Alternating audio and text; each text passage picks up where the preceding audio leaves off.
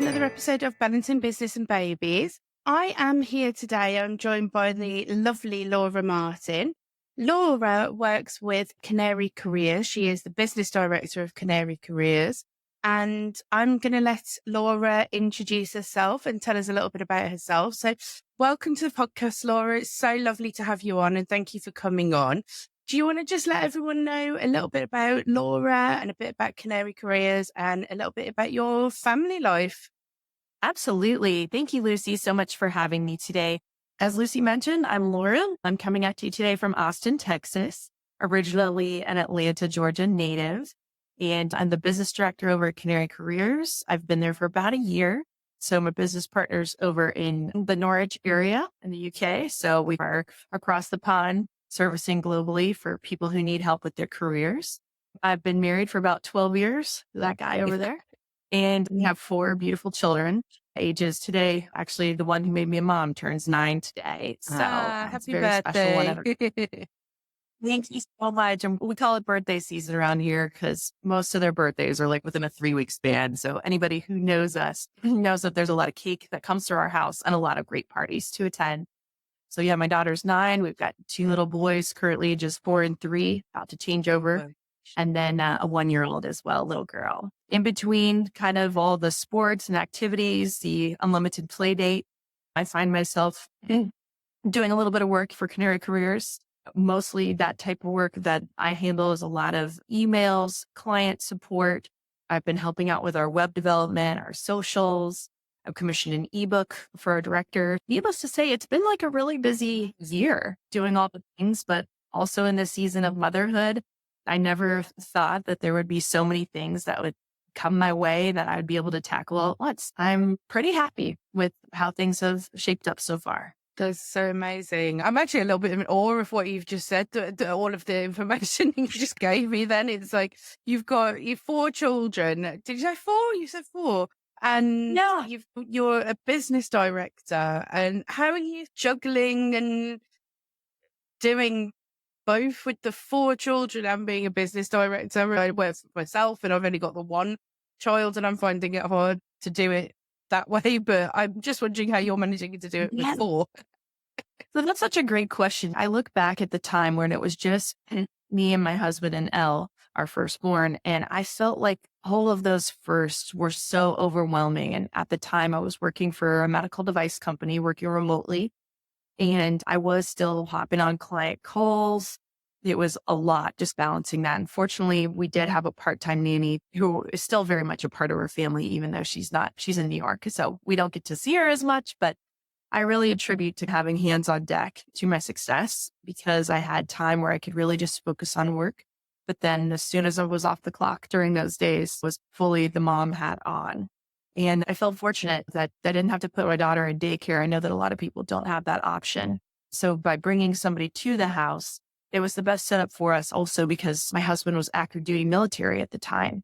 And let's see, for the first year of her life, he was gone about 150 nights and he flew, I think, 240 days. I think we went back and did the math. So a lot of the times when I was still trying to be my best employee and my best mom, she was definitely my sidekick and her smiles got me through all the times it felt challenging. So when I look back and I compare going from 1 now all the way at 4, it's just this gradual overhaul in the confidence of motherhood and also being able to tackle a lot of things from a business perspective. But I honestly felt like it was so much harder with just 1 than it is now spinning multiple plates. Yeah, a lot of people have said that to me actually, because I wish people wouldn't ask it, but it is one of those common questions when you have 1 child. Everyone says to you, "Oh, are you having another one? When are you having another one?" And it's, I'm all right with the 1, thanks. But yeah, a lot of people have said to me that it is actually easier in some ways to have more than 1 because they, especially if they're similar in ages or they either play with each other if they're similar in ages, so they entertain themselves, or if you've got one that's very young and you've got one that's slightly older, the older one can help you. So I have heard it is, obviously I know there are obviously other challenges with having multiple children, but I have heard it is easier sometimes because you do have a little bit of extra help there. And I think it's definitely all relative, right? Like we had Elle as a 4-year only child until her brother came into the picture. Not by choice either, because as many of us out there know, you don't always get to pick when motherhood arrives for you or not. And I think that there's just so much to be said for those moments after the kids are tucked into bed and it's for you. How are you going to spend that time? And I am just super guilty of this, Lucy, that for so long I'm just like putting on the TV for a couple of hours and just binge watching favorite shows, what have you. But now, just from a fulfilling perspective, like I really don't mind doing work after hours. And one of the things when I came on board with Ryan, actually, just like a quick backstory there. So I was in the medical device field for about 14 years. I was halfway through my pregnancy with my most recent daughter. And we were at a point financially where it may have canceled out between childcare and keeping my salary. And I was able to take a step out of that job. And once I was about 3 months postpartum, my husband and I came back to the table and was like, listen, like there's a lot of shared responsibilities going on here. Like both of us are firing on all cylinders every day. He's working his tail off. I'm doing everything that I can for the kids as head chefs, head laundress, head chauffeur. You know how that is. Yeah. And, but at the same time, there was still a key component missing. And I was really hesitant because I was like, if I'm going to be going back to work, it better be something that I'm really passionate about. And it's hard to identify what passion really looks like when you have just been flying under the radar. Quite honestly, I was doing just enough to get by. I started off as a standout salesperson and then got more into customer servicing roles, training and education. I wasn't growing or developing though. I wasn't raising my hands for other opportunities because the priority are my children. And so I was really nervous. And my husband had used Ryan for his own resume needs and was like, you should call Ryan and let him help you with your resume. Because I don't know if anybody else listening to this is guilty of it, but when you're at a company for that long, you just like 100% forget about your resume. Yeah. So I called Ryan and he was great. Just initially, just right off the bat, I felt very much at peace that I could be 100% honest with, I wasn't really sure where the next direction was going to take me. And in addition to just knowing that I was going to get a resume out of this, he offered career coaching sessions as well. And I chuckle looking back at those sessions because I was really all over the map, Lucy. I was like, I could be a travel agent like my mom, or I really like to plan a party. I'm good at shopping for people. And he was just supportive, but gently guiding me away from those. And he was like, I really want you to think more on what is going to make you happy and let's get some other ideas. So I think one of the things that really helped me also in preparation for this is I had a mentor in my life for about 20 years and he passed away just before that time that I pivoted out of that 14-year career. And some last advice that he gave me was that I should never change, which I thought was just a very sweet compliment. And he said, you have to take a break, Laura. He was like, I don't care if you take a break for a month or a year, but you owe it to yourself and your family to take this break.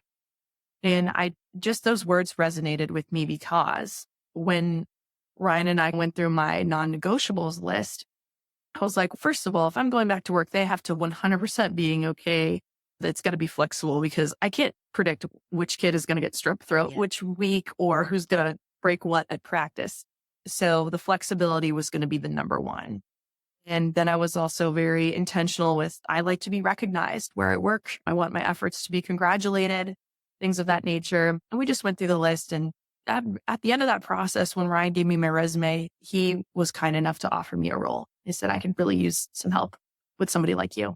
So here we are, only 1 year out and doing some great big things. And I just really appreciate getting that extra support. I feel like when I speak with other moms and they hear about that career transition I made while still honoring this chapter of my life, they are inspired. And then they are also, A, they get a resume from us, and B, they're more confident taking that path. And that's what we like to share with people. I think that's a really useful piece of advice, actually, what you said about having non-negotiables. We either panic about, oh, I need a job and we'll just take anything, but you're in that job for probably more than you're at home for a lot of us. And it's got to be something that you like and or love, at least minimum. Yeah. And I know that obviously we have situations if you've got children to feed and families and you just want to bring in the money. And I get that. And I do appreciate that people will just have a job just for money.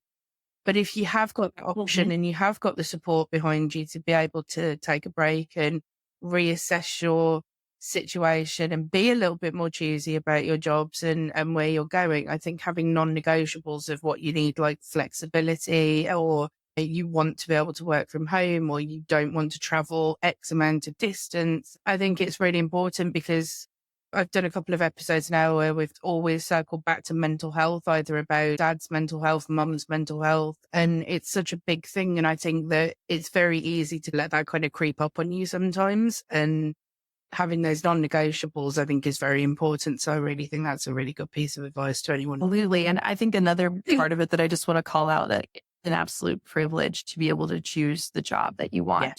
I'm with you. There's a lot of people out there could be listening that they're like, I don't really have a choice. I just have to go with whoever will take me. But my advice also on that would be like, if there is a point where you are able to pivot or take on a mentor or take an extra class here and there, you just never know which door is going to open for you. And you don't know who is going to resonate with your story. So I empower everybody to be in your best version of yourself so that when you share it is heard loud and clear. You were saying about your husband being in the military, and I know you said you had a nanny, and I wanted to go back into the support system that you had around you. Was that something that you had, or did you have a big support system? Because I know a lot of people don't. And obviously, parenting can be quite lonely. Even if you've got a support system around you, it can be lonely. It may not be like family. A lot of people don't have family that they can call on. My family's very small. My mum passed away, unfortunately, 2 years ago from COVID. She got COVID basically and didn't come out of it. We all got stuck at the same time with it. My son had just turned 1, I think, when she died. I lost my main support system, but I've got my husband, so I did have that as a fallback basically, and he's been amazing. But I know there's some people don't, and I wanted to see what your sort of support system has been like with your husband being away as much as he is with the military, because I know that military systems, I know there are military wives out there and there's a lot of them. First of all, Lucy, I'm so sorry to hear about the passing of your mom. And I think that she would be just so proud of what you're up to today. And so congrats to you on that. But I will also mention that from a support system standpoint, so when we were getting our footing as parents for the first time, we didn't have a lot of people up in New York where we lived. My folks were in Atlanta. Joe's parents, I think, had already moved to Dallas at that point. And yeah, we had like just a handful of neighbors in our little cul-de-sac, or I guess it was more a circle. Now we're in a cul-de-sac, but yeah, our little circle back in New York. And so having a part-time nanny, so just 4 hours a day, was integral because I had really nobody else to lean on. It's really interesting when you start picking out who is going to be a part of your family in that way. Like the first few babysitters and nannies we went through, I was like, oh no, these folks are not going to make the cut. Like I've got to make sure that they've either been an experienced babysitter or like possibly a mother in a previous life. Yeah. If the baby is not feeling the babysitter, it's just not going to work out for us. So where we landed the most is Jess, and maybe she'll end up listening to this one day, but I would not be the mom that I am without her support. Wow, that's lovely. She would just step in. She would help me with laundry, dishes. My daughter took her first steps with her. I was upstairs on a phone call and she recorded it in her New York accent. She said, "Oh my God, you're taking your first steps or you're walking." It was so cute. But yeah, it's amazing. You have to have support from somewhere. Again, another privilege. And there were a couple of other new moms on the block too. So we'd get off of work. One of them was just a stay-at-home mom. So she was always ready to go for a walk whenever I was. Just getting the little support, like maybe grabbing a lunch with a neighbor, have them come in and do that maybe while the child naps. So yeah, not a lot of family close by. And actually right now, where we live in Austin, we don't have any family in Austin either. So we have acquired many friends that I would consider family at this point. Our neighbors are top notch. You don't know where that little tribe or community is going to come from. But I think one of the biggest shifts too is I used to be one of those people where I would just be like, I can do it all myself. But once I started shifting to allowing folks to help me here and there, hey, if you're sick, like I've got Gatorade on your front door, or can I take the other kids to the park so you can get some rest? little things like that really add up. If I'm getting sleep, I can run the world. But those first few years where you're not getting sleep, you're not clear headed, how can you be good at work? How can you be a decent wife, mom? It all adds up Yeah. for sure. Yeah. I'm a terrible sleeper. You touched on it earlier about that you like work late at night. I'm very similar to you. Like my job, my business has become my saving kind of grace in a way. It's people leave work and they finish work and that's it. And they shut off and they close off from work and watching TV and things like that. I'm not, I answer emails, I do my work because that's for me, it's my little thing. It's my little piece that I've got. It's my little baby that I work on. I'm a mum and a wife. And then in the evenings when I've got time to myself, I'm doing my admin and things like that I need to do. And I enjoy it. I like doing it. It's my thing. Yeah. No, you're doing great. You're doing amazing. I love that. Again, just those evening hours, like it's very fulfilling to finish off your checklist. And again, having that corner that's just for you. It's almost therapeutic in a way. I don't know. In my other job, there were just lots of like metrics and quality and things like that. But when it's you're working on a small business or something on the side, like you are in charge of your own outcomes and your own quality, your own metric. So it's what you put in is what you're going to get out for sure.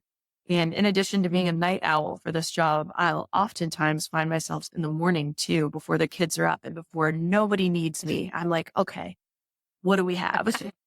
I guess I don't really turn off unless I'm completely asleep. Yeah. That's the truth. Yeah, I'm very similar, very similar. Apart from the getting up in the morning, I don't do getting up in the morning unless I'm being awake. I know. Well, I was really not a morning person, but I do take my daughter to school in the morning. I don't know what time school starts over there, but 9 o'clock. ridiculously. My little boy goes at 9, so I think What? yeah. That's incredible. So my daughter starts at 7:35, which is just not great overall, I think, for the kids and their circadian rhythms and what they need, but she's thriving, so I'll let her have it. But they finish at 2:50. Wow, that's a long day. It is. I wish I could complain to somebody about that. I miss her. And is that every day? Is that like Monday to Friday? Yep, that's the public school. But the good news is Wow. it's just down the street from where we're at. I can literally see the school from our house. So that brings me some peace of mind. So that's really shocking. Is that like an American wide thing? That's a good question because when I was growing up, I felt like it was more of an 8:15 to 3. And those extra few minutes in the morning are huge. So it's ballpark. Yeah, that's America. Okay. And if you're shocked, because it's just like a lot, I do electively send my younger sons to like a preschool and theirs is 9 to 2. And I like that a lot better for their ages. And I really feel like that it would be acceptable also for my daughter who's 9, because those are just, and gosh, the requirements they have on the kids these days, they are also have to be firing on all cylinders because if they're slipping, you'll hear about it. Yeah. My little boy, he's 4 in April, so he's nearly 4. But he's at preschool and they do 9 to 3, which he loves it there. He's really happy there and he loves it. But that's really shocked me about that time. That 7, that's really bad. Actually, where we're talking about their school times, I just wanted to like highlight on the military once more, because one of the really cool things is when you're in an active duty squadron, you're like automatic community. Like you have a meal train set up, you have other spouses that are exactly in the same boat. Their husband, all of our husbands, and actually a lot of their wives too, are flying together. But when you go to a reserve squadron, it's like people have to sometimes fly in to be a part of that squadron. So there's not as much community at those locations. So going from active duty when we didn't have kids, but a lot of those women around me did, that's where I got a lot of my first footing. Like, how are you ladies doing all this? A lot of my first inspiration.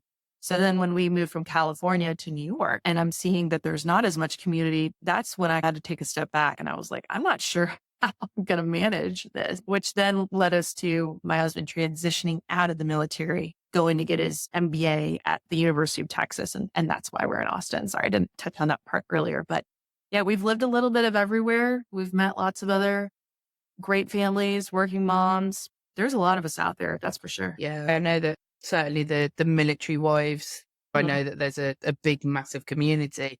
You have to forgive my ignorance with it because none of my family are in the military. I think my great grandfather was something to do with the army, I think. But other than that's about as much knowledge as I've got on the military. You answered it a little bit that he's transitioned out of it now. But I was going to say, how were you finding it being a military mum? Because you are essentially then a single parent while he's in active duty, aren't you?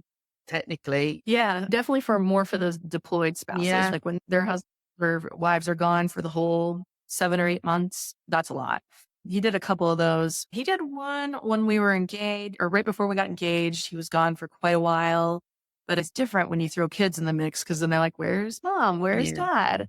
And so you do put on the single parent hat. And I think that I'd rather start off with a child and have the parent be active duty and gone because it really helped me get my footing. Like that I'm capable. Like I can get food on the table. I can go to the grocery store alone with you. I actually remember the first trip Elle and I took, we went to Home Depot together and I felt like it was such a big deal.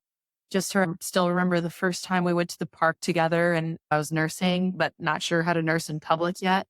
And I just remember sitting on the bench with all of my bags and my stroller, probably just looking so overwhelmed. And another mom came to the rescue and she was like, oh, you don't have to worry about any of that. Just feed your kid. And so her name was Heather. Wherever you go, you're probably going to find somebody else who's either been in your boat or is in your boat or about to be. So just going into it with plenty of support, it just really makes all the difference in the world. That's good. And so what that support looks like now with this one's got t-ball, this one's at basketball, this one's got school.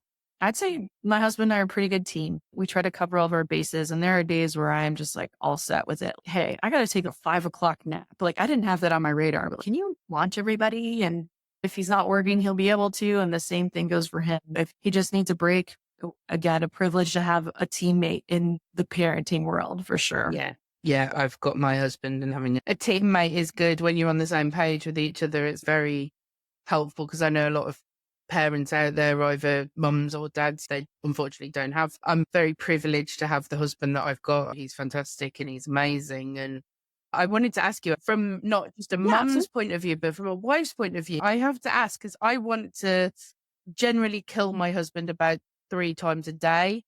But I still love him. But obviously, he drives me up the wall. How did you cope, like, with your husband being like? I still wouldn't want him gone for that length of time, even though he annoys me. Yeah, I just wanted to see how you, as a wife, how do you cope with your husband not being there? I look back on it because now that I'm further removed from it, it's all a blur. But I remember there were many late nights where I felt anxious and I couldn't sleep.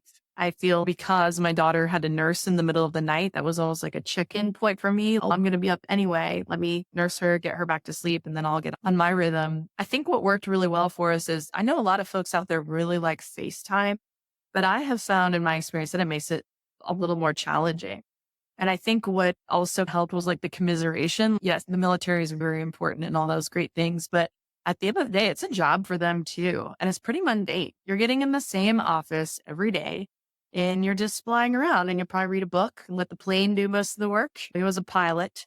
So it's not like he's like doing maintenance and not flying. It's, yeah, we'll program in this. Definitely sometimes a little jealous if they were going somewhere cool. Like he's been to, oh my gosh, he'd flown out to Hawaii, a few places in Europe, Montana, Alaska. And it would always be really sweet when he'd bring home like a little plush toy for Elle because she was the only one that we had when he was active duty. He did do a little bit in the reserves, but not very much. But yeah, more than anything, it was just like you get addicted to the homecoming, if that makes sense. Yeah. Like it's just so good when they're home. And now that he's not gone a lot, what he does very infrequently, he's 100% remote as well, which I very much appreciate during this season because there's always so much going on and every little contribution helps. But there may come a point where maybe he'll travel more again for a different role. And we'll think back on those times where, wow, if I could get through it, like getting my footing as a new mom with you being gone, surely now that I've got 9 years in, that I can handle it. Yeah. The teamwork really helps. Yeah. And yeah, those military days, man, they build character faster than you want to. There's a whole other element to that is just not spoken on. I think probably the general population is probably attending funerals when they're later in life. And it's a little different Yeah. when you're younger and the people that you fly with, you're not flying with them anymore. So there's a whole other emotional support element that comes into it that isn't really talked about a lot. Yeah. Yeah. It is certainly not something I think I could do anyway, being a military spouse. It's not, I think the constant kind of worry of what they're doing and where they are and that sort of thing. I have anxiety anyway, and I think that would just play on my mind too much. Just It's the motherhood though. There's always going to be like a constant influx of anxiety. It's just, what are you going to subscribe to? yeah, yeah, And taking so much of it with a grain of salt too. Like usually if there's a season that's like stressing me out, like I joke with a lot of people that my new 3-year-old, he's like in this pterodactyl phase where he can't be reasoned with. He's very loud and screamy, but I think just in general, I think he's a bright kid, but it's just, there's a lot firing on that brain right now. yeah. So yeah, I'm sometimes anxious. Is this season going to be like forever? But then I look at my other kids and I'm like, no, it's time is a thief. I'm going to blink and they're going to be into something totally different and I'll have a whole new worry. Yeah. I think my 9-year-old said a couple of weeks ago, she was like, Mom, every boy in my class has a crush on me. And I'm like, Ooh. oh, goodness. If it's not one thing, it's something Yeah. else. So I love that. they're a hoot. And Pterodactyl phase. That's brilliant. My Yeah. son's just coming out For of sure. that. let me know what that phase is next. Yeah, It seems that the attitude phase, The other side. unfortunately, seems to be the next Oh. one. We went in a shop the other day and I wanted to cry. The shop woman said to me, I just wanted to tell you, your little boy is so polite and friendly. I was like, oh, thank you. I'm so proud. And then we get home and the attitude Oh. starts and it's like he's blowing raspberries at me when I ask him to do something, or his new thing or his favorite thing to do is I'll say, Jake, can you get this for mummy? Or can you do this for mummy? How about no? And he says it exactly like that. And I'm Okay. like, okay, I don't really know what to do with that now. That sounds like a learned behavior. It of yours, is. Oh, it Jake. is.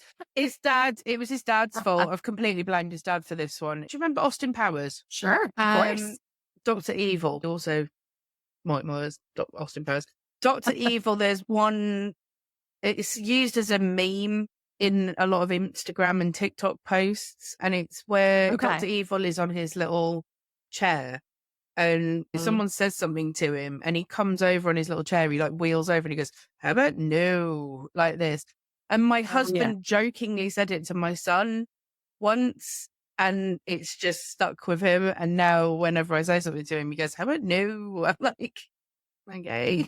That's so My own fault. always but cracks me. That is great. I love I that. can't not laugh at him, unfortunately. Well, but yeah, it's the attitude thing that comes next, unfortunately. Gosh, thank you for the heads Yeah. up. I will be better prepared and have that tribal knowledge, even if you've already been in and out of the season, like it's coming back around. Yeah, yeah. Something new every day. For sure. Absolutely. I wanted to ask, obviously being the sporty person I am, clearly, as you can tell, forgive me if I pronounce this wrong. You used to be an NCAA athlete. What is that? Can you tell me a little bit about that? Yeah, NCAA. Yeah. Let's see. I would probably lose my scholarship if I forgot what that acronym stood for. It was probably like National Champions Athletic Athlete. I don't even know, okay. but yes, something like that. So that is actually the branch that oversees all the college athletics here in the U.S. Okay. They have 3 divisions, as far as I'm aware, and top Division 1, Division 2 in the middle, Division 3 a little less for like how, the level that you're competing at. I played at a Division 1 school. I went to Miami University in Oxford, Ohio, and I was lucky enough to be on the team for 4 years and get my college paid for. So that was awesome. Wow. And would have it that my daughter so far is not very interested in tennis, but she will play. But she's, Mom, that's your thing. I'm not doing it. So yeah, a lot of good years playing tennis for sure. That's awesome. See, we've gone from being a sort of pro athlete, we've gone now to being military wife, to being business director at Canary Careers. Where does your sort of drive and your passion for doing this? Because clearly you have a drive in you to achieve or overachieve even. So where do you think that comes from? Times where I have been able to harvest this motivation. So first of all, I'm the youngest of 4 girls. And when you're the youngest, you always have to find a way to be heard or get yourself in the spotlight. And so very competitive with my next oldest sister. She's 18 months older than me. So whatever she was doing, I wanted to be naturally better. And so I did eventually pass her up in tennis at some point, but I will say she evened the tally with her musical and artistic contributions. So good job on that, Jill. And then my two older sisters are 5 years older than me and 8 years older than me, almost the exact same separation as my own kids are. So it's really cool to see that dynamic. But I do remember early on in my tennis career, I went to tennis academy, the whole 9 years, playing several days a week, doing drills and all kind of stuff. And I felt naturally talented at it around the age my daughter is right now. I think I was on my first team already. It was definitely the worst one on the team, but they had free cupcakes. So I was going to definitely not miss any of the competition. And as I got better and better, I was upstairs in my sister's room one day and my mom had a friend over and her son was a very top tier tennis player in the circuit already. And I remember his mom was asking him, and I'm of course overhearing my mom too, and she said, "Do you think Laura's going to make like at a very young age?" Because I really do think the kids these days, it's decided very early. Like, what sport are you going to be somewhat decent at, if at all? And he said, "There's no way that it's going to happen for Laura." And just hearing that and them not knowing I was listening upstairs was soul crushing in a way. But at the same time, again, at a pretty young age. So I think I probably had to be 10 or 11 at that point because I'd already been playing tennis for a couple of years. I just remember thinking to myself, I'm going to show that guy. So thank you, Marco Sorenko. So yeah, then I went on to play. Things just really started picking up around that age. I was vested and it was a really great social outlet for me too, because now you know what American schools look like. I'm there most of the day. So anytime Yeah. I'm not in school, I'm happier. I'm happier if I was doing sports, right? So that's where the earliest motivation started. And then more in my adult life, a few other pivotal moments was after college and being on that free ride sensation for so long. It's, oh, great. Now I have to be an adult and get a job. So naturally, what a tennis player would do would be to then go teach tennis for a little while. So I did that, went back to my academy and I taught for a year. I lived with my parents in Atlanta. So a lot of that looked like teaching from 4 to 8 every night and then going out and partying till all Yes. hours of the night. And I think eventually my parents were over that. So they were like, "Hey, you need to get a real job." And I'm like, "Yeah, probably." And so my mentor, who I'd stuck with forever and ever, helped me get in my foot in the door at this medical device company. And I remember when I flew from Atlanta to Los Angeles, because I was working in Northridge, California, I just remember thinking, like, knowing in that moment that a new chapter was starting. And my parents were gracious enough to ship my car from Atlanta to LA. So when I got to LA, I had a friend from college that let me sleep on his floor for 6 weeks. So that was very character building. But that first, I think it was the first day after I got settled, he'd pick me up from the airport and all that. But I was still waiting for my car to be delivered. So I walked out and then there's this place in Los Angeles. It's Washington Boulevard, Abbot Kinney Boulevard. And I'm like on the corner of Abbot Kinney and I look out and I just feel, and I know this sounds really cliche, but I'm certain that there are other people out there that have felt this way, that I was just like spreading my wings for the first time in my life as an adult. And I was just overcome with grief. Like, I can't, there's no way I can do this. Like, I'm so used to this life of teaching tennis and partying and doing everything my way. And now I'm going to be a corporate in the corporate world. I don't even know this product that I'm getting ready to sell. I don't know this disease state. Like, what am I doing? And then as like very quickly as it came on, it ended. And I was like, no, Laura, like you can do this. This is going to be great. So I think I have that just intrinsic positivity about me that I can get through challenging times. And then last but not least, the motivation that propels me forward currently was that final conversation that I had with my mentor. The really special thing about mentors is that when you have somebody in your corner and they believe in you so much, like you start to believe in that part about you as well. And yeah, I really attribute the success that I'm in currently because I was able to take on something that really spoke to me. And that was one of his goals for me before he passed. So yeah, I'm still riding on that motivation that I am good enough and that I can do some pretty decent stuff. So if there are other people listening that are mentors or need to be mentored, when you have somebody in your corner that believes in you, you can do just about anything. Yeah. I think he sounds like a really amazing person. Yeah, you obviously had a amazing mentor that has obviously meant a lot to you. The way you're talking about him is obviously very fondly that you're speaking of him.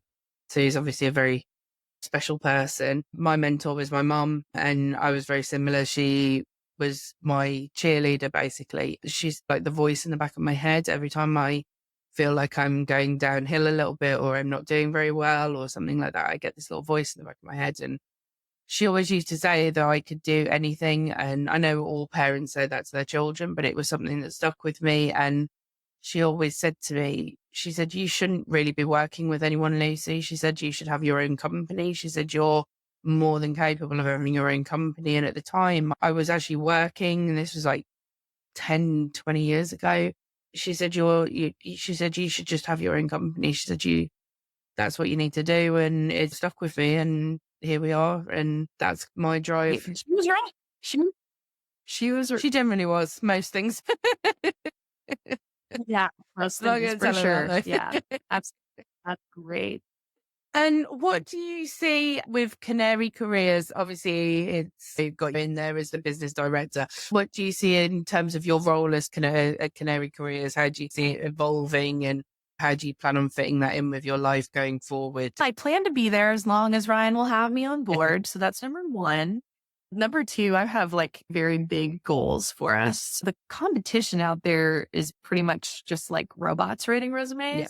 And I think we offer just something really special by having that human connection. Like, we understand that these are actual real life people trying to get really good livelihoods to provide for their families or live the life that they imagined.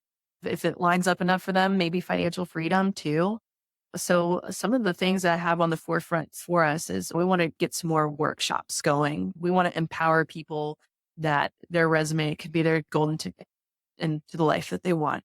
I think that we have some speaking engagements on the horizon. We have some VIP clients that we're supporting, and we can help them down that avenue as well.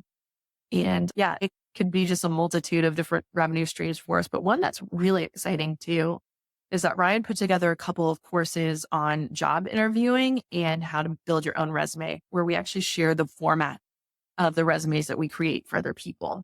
So like, perhaps if purchasing like a resume service through us is not in the budget, we can share with you the course, and we can teach you how to do it. And then in turn, maybe you can help your friends, or it could be like a really good thing to be able to take those. And so far, the feedback that we've gotten on them is that it's really good for our neurodivergent friends out there too, because you can take the courses at your own pace and come back to them. And the expertise really just comes, he's been writing for over 10 years. He's got like an MFA in creative writing. Like, he knows what he's doing. And actually his grandfather was a resume writer too. So it's like in his blood. Like, he can hardly help himself but write like a killer resume for you. So yeah, a lot of blood, sweat, and tears went into those courses that he made. So we definitely want to amplify that and share that with people too. Brilliant. Sounds really good. Yeah. Yeah. I've done it with my virtual assistant stuff. I've done a couple of clients I've done like recruitment for and things like that. And you wouldn't think it's such an involved kind of thing. You think, oh, okay, you've got a job seeker, they've got a job, that's it. But like you say, there's so many different things with the CVs and everything, and everyone formats CVs differently. I think his inspiration for that was so he was playing professional soccer. And I think when people were getting at the end of their career, they weren't sure what they were going to do. So he was like, oh, he saw it as an opportunity. Like, I can help people get the jobs they want. I can start writing. And so he would meet with people and to try to better understand how do companies sift through these CVs to get the jobs that they want. So that's part of, I think, what differentiates us from other people is that we know exactly what these companies are looking for. We can help with strategic keywords. We can help highlight your achievement and stuff like that. So he's really good at what he does. But then since he brought me on, I guess I can help him be really good at what he does. So taking a lot of stuff off his plate and signing him up for things that maybe he wouldn't otherwise think that he could do. But I definitely believe in what he has going on, which is why I'm here. I want to see him get some more workshops. You guys can definitely do one of his workshops. If you're tuning in, we'll get you all the info for that. It'll be really fun. Fantastic. And then my last question, especially for your children, but any other sort of younger people, what lessons would you say that you've taken from your career and your life would you like to pass on to your children or younger people that might be looking up to you? lessons have you picked Wow. up from? That is such a big one. And I probably should have contemplated that maybe you would ask me such a question in this set. But I think like for my daughter, like, and for my daughters, because I have two of them, just that pretty much they can do literally anything, anything that they put their minds to. And if somebody is there to hold them back or tell them no, then that's not really their person. Unless from like a safety perspective, I'm sure there will be things in their lives that I'll have to use my own experience to drive them to and fro. But as far as like following dreams and passions, like we're sowing seeds for it now. They are already for years have been requesting our time. Like, Mom, will you put together these bracelets with me? And it's like those very small, tender moments where they just love being in your presence. And I think that they're going to be able to carry that feeling into things that they get excited about. Yeah. So again, I think it sounds cliche, but to my daughters, they can do anything. And I'm specifically shouting it out to them because I do feel like we still live in times where it's male dominated. And so what I want from my sons is for them to amplify their women counterparts, but at the same time, still fully having that confidence about themselves, because I think it can definitely coexist. And I see that also in my husband's career. There are so many females that he works with that everybody is better off just because of the collaboration. I think overall, just find the people that believe in you, find somebody that looks like they're doing okay with their life and say, how'd you do that? And align yourself with it. And it actually just reminds me of one other person that was super inspirational in my life that I hope that I have been able to kind of weave their mentality into my motherhood. It was a gentleman that I worked for and actually was able to babysit for his family for a number of years too. And he was super high up in the company and he definitely knew what kind of money I was making, which was not very much. And I think he totally felt bad for me, slash really just wanted to go out with his wife. So he let me babysit his kids. And when he had even when he would come home after a night out, he would still ask me like how things are going at work. And I couldn't believe that he actually cared enough to know what I thought. And one of his foundational principles about his leadership style was that he was just had what he liked to call a limitless curiosity about people, because he was just so fascinated by every turn. And so I find myself as a mom, like as wonderful and as dually heartbreaking as it is that my baby is 9 years old today. I try to just get into her world as much as I can. And I think that really makes all the difference, because the way that I interact with her is probably going to be the way that she interacts with her friends and in her future place of work. And it goes for all the kids. I'm just using Elle as the example because it's her day and she's the one who put me on this path. But yeah, just genuinely caring about people, and don't waste your time doing stuff that doesn't matter. The sooner you can cut out all the things that don't matter, the toxicity, and if you're not sure if it really is, see if you can live without it. And if you can, it probably doesn't need to be there anymore and you can create room for something new. So yeah, hopefully I'm doing something right out here, Lucy. I'm trying, I'll tell you what. No, I definitely think you are. I love that. I think that's a really nice thing that you said about your daughter, that they can do anything, but also teaching your son that you need to, yeah. I love that. I think that's great to be able to teach that kind of respect. They're a lot of fun. They are just so much work, but they're just like so much fun and they're really cute. So well, we like them. Yeah. We'll hang on to them. I said that to my husband. I'm like, yeah, I think we'll keep this one for a bit. Just yeah, till he annoys me again. Till the next time he has exactly. his toddler temper tantrum, and yeah. Yes. Till the next time you hear, how about no? Oh God, yeah, I know. I can't punish him for it though, because it's my own fault for saying it, and I blame his dad. It's his dad's fault. So they're always watching. yeah, I know. You forget how much they're listening to, don't you? It's and what they pick up on. We watch a lot of The Office in our house, and I feel like the sarcasm runs very heavy with even our almost 5-year-old. It's amazing what they pick up on. Sarcasm was not a thing when I was growing up. Just raising them with that is really hilarious. Yeah, we're big Office fans here as well, and he does quote from that as well. It's because it's constantly on in our house, basically. And yeah, not the British version. I will say, I do think the American Office, which I know is such a bad thing to say because the British is the original, but I'm sorry, the American one does It does just pip it a little bit. I'm sorry. Can I ask what your favorite episode is? Oh, do you know, my favorite Office episode is the Jan and Michael, where they're at the house, the dinner party episode. And yeah, Serenity by Jan. And he throws the thing at the TV. And yeah, I love that episode. I think it's hilarious. And I'm really annoyed that song, the song that's playing in the background that Jan has. I think it's her assistant Hunter has recorded. Yeah. Why that is not a song, I don't know, because it's actually a really good song. That needs to be on iTunes. Yeah. Oh, for sure. That's a good. No, I love that one. I love that. Good choice. What about you? What's yours? Oh my gosh. Since it's basically white noise in our house, we literally always have it on. I think probably Scott's Tots used to be my favorite.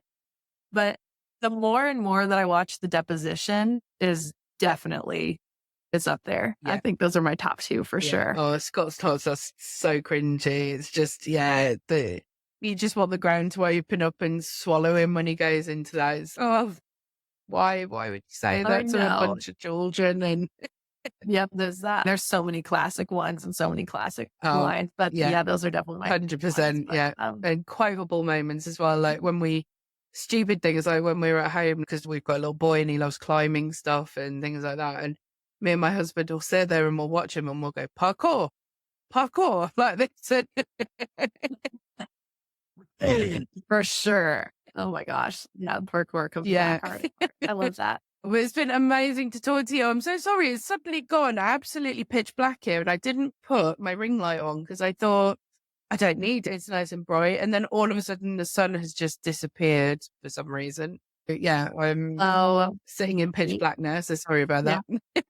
Thank you so much for coming on. Do you just want to quickly give your socials and where people can find you and how they can get in contact with you? Yeah, absolutely. If you are an Instagrammer, you can find us at Canary_Careers. And I'll send that over to you, Lucy, or you can email me at info@canarycareers.co.uk. That's my email address. You can jump on our website, www.canary-careers.com. So those are a couple of different places you can find us, or you can ping Lucy and then she'll have my contact info too. I will. So yeah, let us help you. Let's take it next level. Let's find you a job that you love and you're excited about. Amazing. I love that. Thank you so much again for coming on the podcast, Laura. It's been such a pleasure to talk to you. Yeah. And we will see you guys for the next episode. Thank you.